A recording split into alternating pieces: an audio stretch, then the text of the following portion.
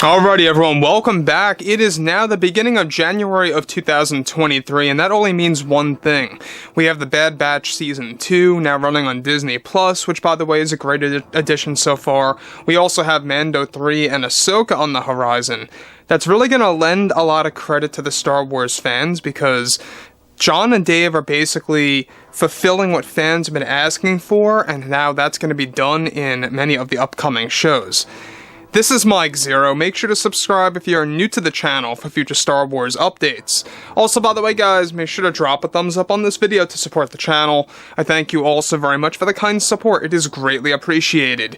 Now, one thing about the new universe between Jon, George, and Dave is that not only are they taking a lot of key elements from Star Wars Legends, but they are also trying their absolute best to create new and original material that we have absolutely never seen before.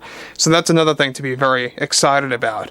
Now, the thing about Kathleen Kennedy is that she's been having a lot of issues lately with shows like The Acolyte and Skeleton Crew, and just the financial end of those shows as well, and how they actually had to get Jon and Dave on board to fix a couple of scenes.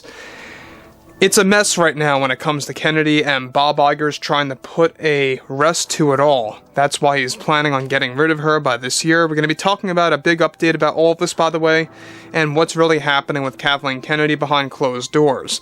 Now, the thing about Kathleen Kennedy is that she has created such an endless amount of setbacks after setbacks for Acolyte, Skeleton Crew, creative differences with other artists out there, canceling projects that were prematurely announced. The list just goes on and on.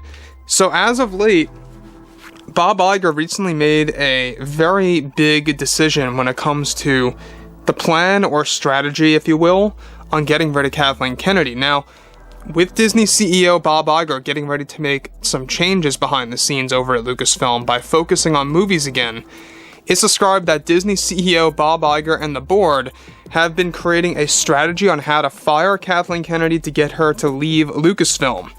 Now, it's noted that as of now, Bob Iger is aiming to fire Kathleen Kennedy during the week of August 13th of this year, and that Kathleen Kennedy did indeed sign some form of a severance deal already.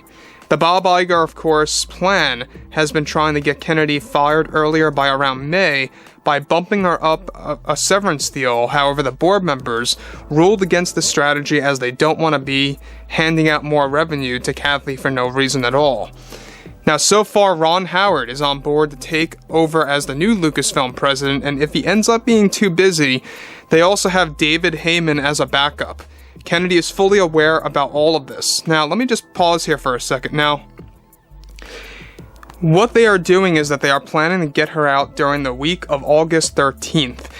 Now, that's dead smack in the middle of August, alright? And that makes a lot of sense because it's basically 2 whole months, pretty much, after the release of The Dial of Destiny, also known as Indiana Jones 5. And it really is interesting as to why they're choosing that date, or that date range. I think a lot of it has to do with the promotion of Indy and the press releases for Indy 5, stuff like that.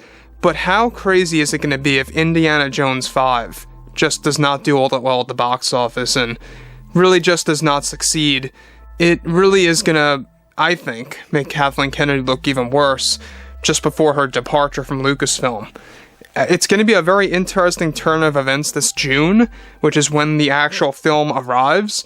So, Bob Iger, he's got a lot on his plate. He's really trying to make sure that Marvel Phase 5 is going to do excellent, that the new Star Wars shows and films are going to do excellent as well. But when it comes to Star Wars, it's all about getting new leadership. You know, he realizes that now, that you can't just drop breadcrumbs or hints to Kathleen Kennedy on what to do and what not to do. You need somebody that's passionate, somebody that likes the franchise, like Ron Howard, for example. And that's why they're trying to get Ron Howard. You know, that's why Ron Howard also has an interest. He's a passionate guy when it comes to filmmaking, and when it comes to just the fans. Listen, I thought Solo was a pretty entertaining film. It wasn't bad or anything, but The marketing was terrible. It did not do well at the box office because Kathleen Kennedy had the entire movie basically reshot. 80% of it, maybe even 82. It was a big problem. Now, moving on to the next thing here. She is said to be in a state of rush and panic on getting her 2 Star Wars shows done before she gets fired. Now, this being Skeleton and Acolyte, both of which have already had their problems as it is. Additionally, Kennedy is also getting ready to create her own new production company, which has been in the works, that is set to become a house for sci-fi projects that will compete against Dune, Star Trek, Star Wars. Something that Disney has been very frustrated about, that she is and has been doing for a long time now. She is planning to open the studio by 2025 for sci-fi movies and TV shows. Now, I want to just pause here quick before I get to the next, subject, of course. Now, obviously, Kennedy always had a problem with the fans. I mean, she always kind of talks down to the fans in interviews, even as of late, saying how the fans that speak up and are very opinionated are the loud ones and the minority, and the ones that are asking for too much. And I don't know why you have to put a label like that on fans when, in reality, it's just the fans want to see what they love portrayed in live action form. That's all, properly. And that's all that the fans ever wanted. Common sense, a baseline of common sense. That's all. That's all the fans were asking for when it came to the sequels, when it came to even the Kenobi and Boba Fett, shows. There needed to be better planning and or writing and pacing for all those projects, let's just face it. Now, obviously there's fans out there that like those projects through and through, and that's fine. Listen, if you're here and you like those things, that's perfectly okay.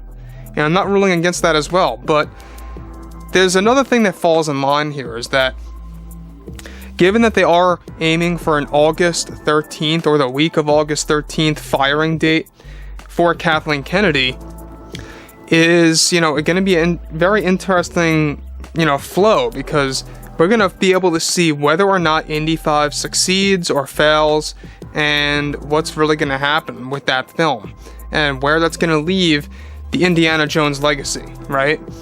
So, I would not be too surprised if Kathleen Kennedy even voluntarily tries to get out earlier than what she is being given by Disney right now.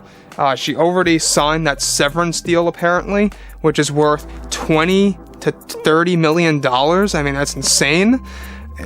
Imagine just getting that for getting fired and let go. Can you believe that? I mean, it's just nuts. So, it is a very interesting phase that we're in right now. It's only January. We got a little bit of time ahead of us. We got January, February, March, April, May, June, July. That's like 7+ months ahead until we're going to be able to see all this go down.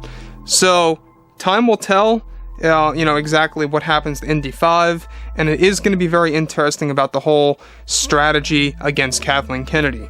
Anyways, guys, drop a comment below. Let me know what you guys have to say about all this below in the comments, and if you guys did enjoy the content for today, make sure to drop a thumbs up on this video to support the channel. I thank you all so very much for the kind support, and I'll catch you guys next time.